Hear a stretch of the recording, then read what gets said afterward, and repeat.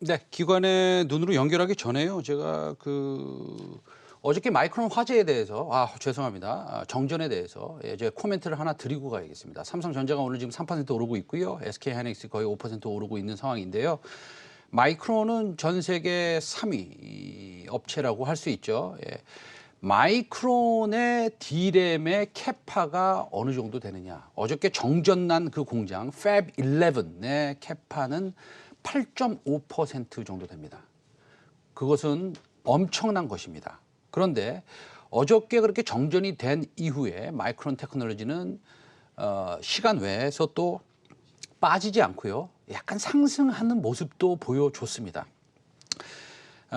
이게 분석업체 트렌드 포스에 따르면요. 이게 어떤 문제가 있냐면 1시간 동안 정전이 됐기 때문에 실질적인 영향이 반도체 업계에 있을 것이다 라고 얘기를 했습니다.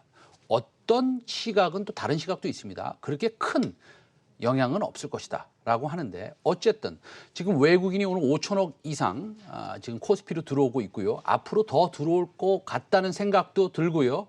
대형주들의 모습이 좋고 D램은 안정화돼 가고 있고 그다음에 백신이 나오기 때문에 핸셋도 잘 팔리고 이런 여러 가지 상황 속에서 지금 불에 기름을 쏘아부은 격이다 이렇게 얘기할 수 있겠습니다. 그래서 실질적인 영향이 있을 것이다라는 것을 제가 100% 믿지는 않습니다. 그 트렌드포스의 내용을. 그러나 어쨌든 간에 8% 정도의 그 수급의 영향은 반도체 산업에서는 거의 엄청난 영향이다라고 하는 거 제가 짚고 넘어가겠습니다.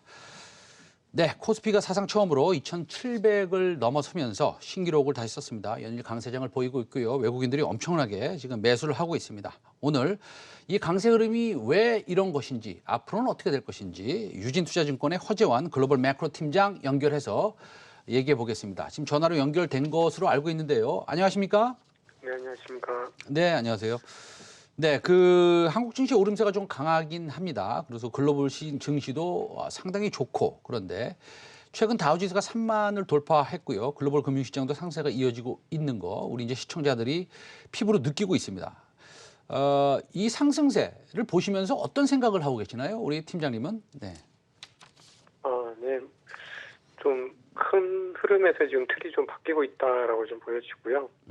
아무래도 그동안에는 이제 글로벌 주식시장에서도 이제 미국 중심으로 굉장히 상승세가 좀 대형 테크주를 중심으로 해서 약간 좀 독주였다라고 하면은 지금 이제 그런 흐름에서 미국이 아닌 다른 시장 그리고 테크 내에서도 약간 좀 그 경기에 민감한 다른 산업들로도 이런 그 백신에 대한 기대, 내년도에 대한 기대 이런 것들이 좀 확산되고 있다 이렇게 좀 보고 있습니다.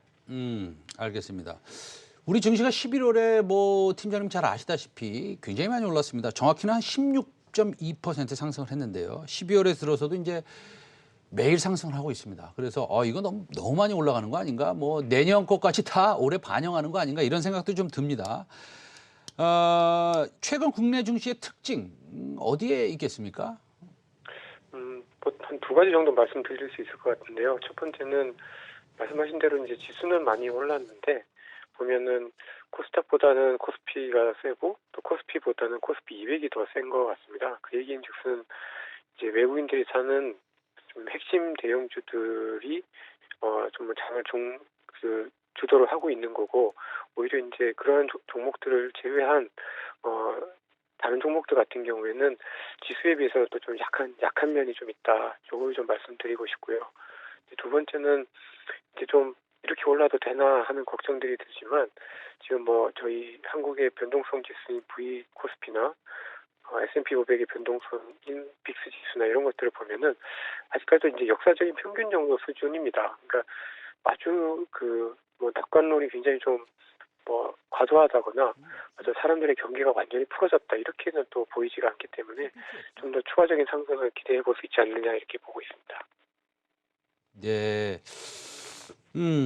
알겠습니다. 그러면은 12월에는 우리 양도세 이슈가 있긴 있어요. 물론 제 느낌으로는 네.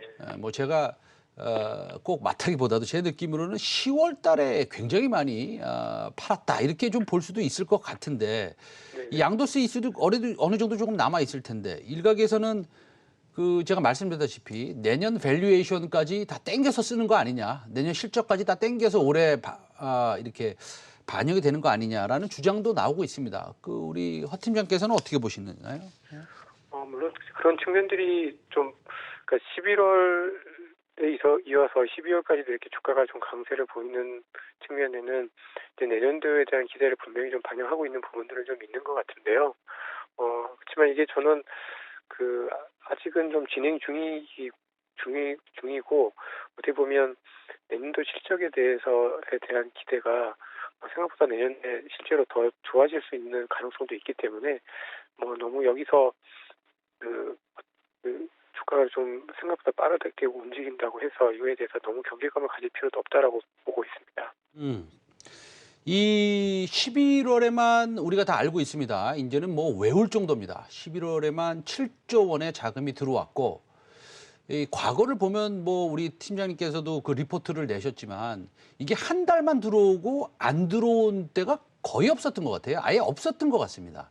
적어도 두세 달, 어쩔 때는 진짜 20개월 이상 연속으로 외국인이 이렇게 투자를 한 그런 기록들이 있는데요. 그렇다고 본다면 지속적으로 외국인이 투자를 할 수 있겠다. 이렇게 이제 뭐라 그럴까요? 예상을 좀 할 수 있는데 외국인의 매수세 뭐 팀장님께서는 계속 이어진다고 보십니까?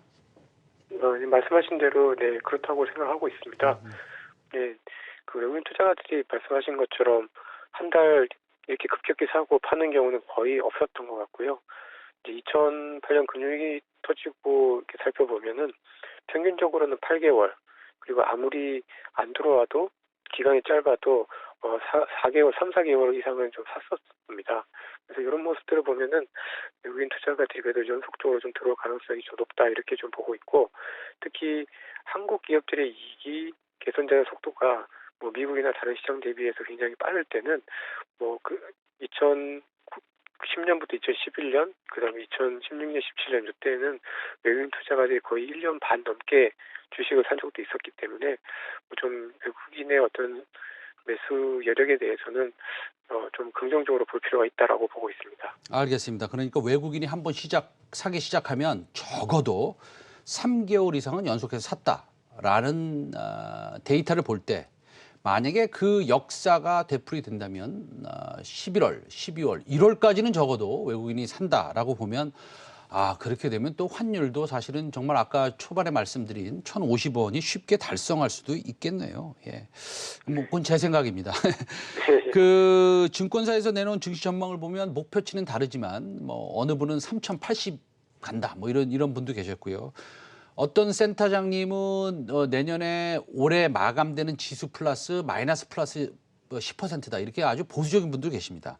근데 우리 그 팀장님은 제목부터가 좀 남다른데요.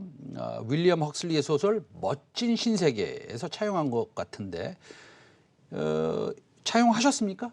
네, 네. 그렇습니다. 근데 그럼 차용했다. 그러면 이건 굉장히 긍정적인 거 아닌가요? 멋진 신세계. 예. 그러니까 멋진 신세계인데 사실 이제 영어로 치면은 브레이브 뉴 월드지 않습니까? 그러니까 새로운 세상, 새로운 지수대를 맞이하는 국면에서는 너무 어색해하지 말고 좀 용감할 필요가 있다. 이제 그런 이유들도 좀 있고요.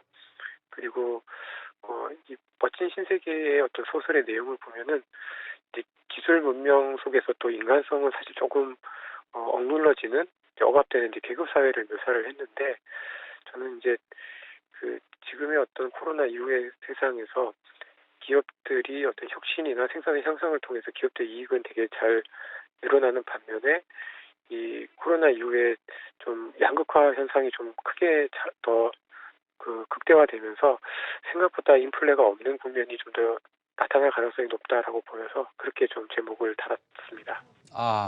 네. 멋진 신세계 리포트 내신 거 굉장히 멋집니다.